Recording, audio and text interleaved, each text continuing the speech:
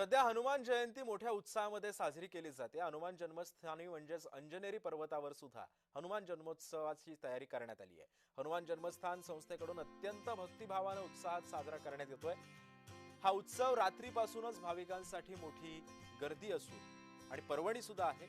संपूर्ण परिसर भक्तिमय वातावरणाने भारावून गेलाय। हनुमान जन्मोत्सव निमित्त लाखो भक्तांकडून आणि हनुमान जन्मस्थान संस्थेकडून पहाटे आरती करण्यात आली। हनुमान चालीसाचं पठणही यावेळी करण्यात आलं।